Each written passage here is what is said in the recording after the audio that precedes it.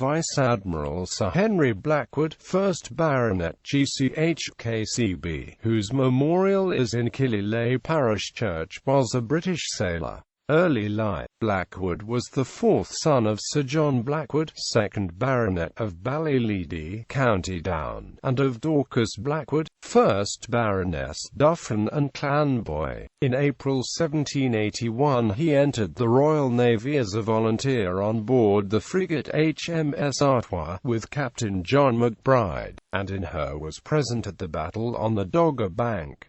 With the frigates, he was promoted lieutenant commander, and to the rank of post captain. From August 1795 to April 1796 he was captain of the floating battery HMS Nonsuch in the Humber. He was then appointed to the frigate HMS Brilliant, of 28 guns. Early in 1798 Brilliant was sent out to join Admiral Waldegrave on the Newfoundland station, and on the 26th of July, whilst standing close into the Bay of Santa Cruz in quest of a French privateer, she observed the frigates Virtu and Re Acute Ge Acute Ne Acute Re Acute preparing to sail for Rochefort. At 6, the French frigates put to sail and started firing on Brilliant. Re Acute Ge Acute Ne Acute Re Acute was closing into her opponent when Virtus, which had sailed large, touched the wind. Re Acute Ge Acute Ne Acute Re Acute imitated her maneuver, but lost her mizzen and bowsprit, allowing Brilliant to flee. Virtu gave chase, but could not overhaul her opponent and returned to Tenerife. There Re Acute Ge Acute Ne Acute Re Acute replaced her rigging, and both frigates eventually arrived in Rochefort on the 5th of September. Early in 1799 the Brilliant returned to England, and Blackwood was appointed to the frigate HMS Penelope, of 36 guns, in which, after a few months of Channel service, he was sent out to the Mediterranean, and employed during the winter and following spring in the close blockade of Malta. On the night of the 30th of March 1800 the Guillaume Tell, of 80 guns, taking advantage of a southerly gale and intense darkness,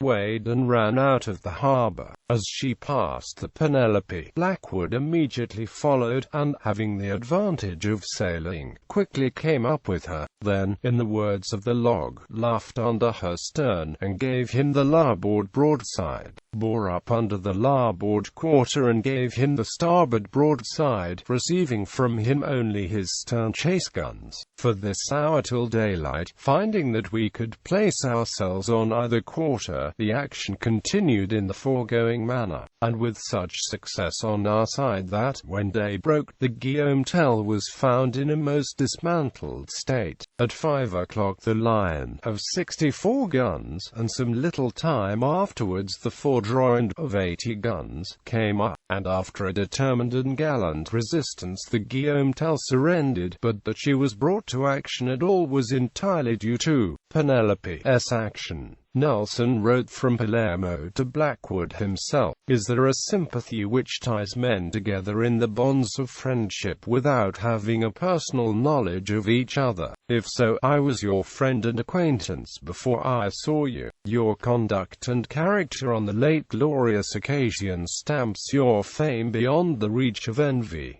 It was like yourself, it was like the Penelope. Thanks, and say everything kind for me to your brave officers and men." HMS Euryalus. In April 1803 Blackwood was appointed to the Euryalus, of 36 guns. During the next 2 years he was employed on the coast of Ireland or in the Channel, and in July 1805 was sent to watch the movements of the Allied fleet under Villeneuve after its defeat by Sir Robert Calder. On his return with the news that Villeneuve had gone to Cadiz, he stopped on his way to London to see Nelson, who went with him to the Admiralty, and received his final instructions to resume the command of the fleet without delay. Blackwood, in the Euryalus, accompanied him to Cadiz, and was appointed to the command of the inshore squadron, with the duty of keeping the Admiral informed of every movement of the enemy. He was offered a line of battle ship, but preferred to remain in the Euryalus,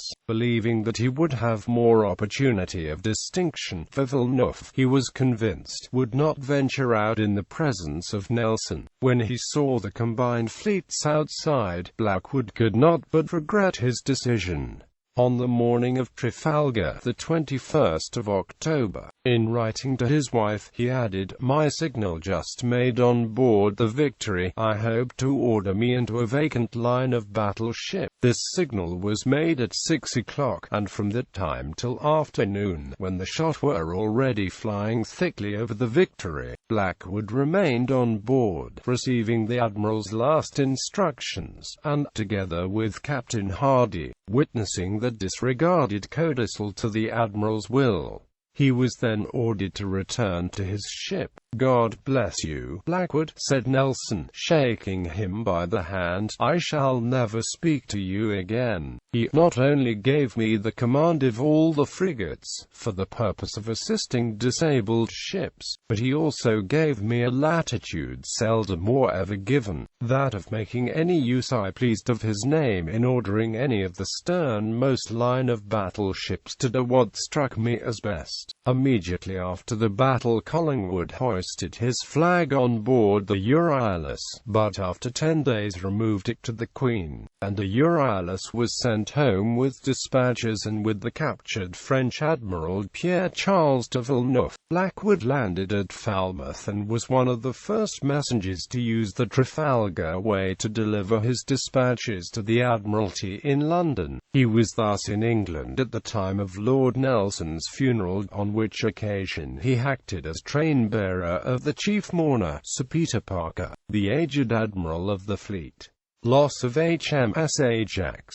In 1807, while captain of Ajax in the Dardanelles under the command of Admiral Sir John Duckworth, his vessel accidentally caught fire, with the loss of 252 lives.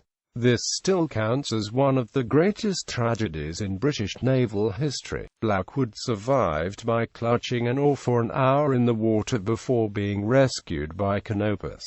HMS Warspite. Following the obligatory court-martial hearing over the loss of Ajax, after being acquitted, Blackwood was given command of Warspite, where one of his midshipmen was his nephew Price Blackwood, 4th Baron Dufferin and clan boy. With this command he sailed in the North Sea and later with the Channel Fleet, receiving a small squadron command during the blockade of Toulon in 1810. He continued to serve in Warspite after her repairs in 1812, returning to the Channel Fleet, and serving at the blockades of Brest and Rochefort during a cruise that took Warspite to Vlissingen, Netherlands, Douarnenez, France, Basque Roads, France, and Corsand, Cornwall. One of his midshipmen, James Cheaper, describes Blackwood as a disciplinarian who seemed to order lashings almost daily. Elsewhere, Cheaper describes the conflict between Blackwood and Lord Keith when in November 1813. Cheaper says he wrote that Lord Melville ordered a line of battleships to the Western Islands, and wanted the Warspite to be among them. Lord Keith, however, advised Captain Blackwood that he could not possibly send him as he had orders to send another ship, and sent his friend Captain West's ship instead. Captain Blackwood then sent a private letter to Lord Keith, saying he wished the Warspite to have the preference before any other ship. When showed the letter to Lord Keith, he would not read it, so I suppose they don't speak now. Quote, "This caused Blackwood to resign his command immediately, after a continuous active service of 6 years.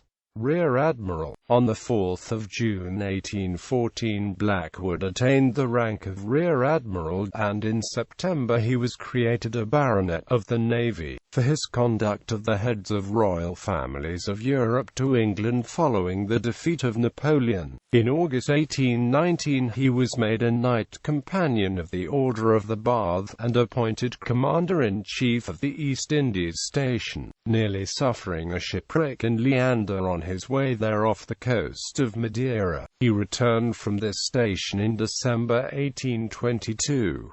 He became Vice-Admiral in May 1825, and from 1827 to 1830 he was Commander-in-Chief of the North. During this period, he lived at Blackwood House, 6 Cornwall Terrace, Regent's Park, London. Later life. From 1830 to his death he served as a groom of the bedchamber to King William IV. He died after a short illness, differently stated as typhus or scarlet fever, on 17 December 1832, at Ballyleedy, the seat of his eldest brother, Lord Duffin and Clanboy. He is buried in Westminster Abbey with a monument by William Benz. Blackwood was married 3 times, and left a large family. Blackwood River, Western Australia, is named in his honour. It was named by Captain James Stirling, who served under Blackwood as a youth from 1808 to 1810.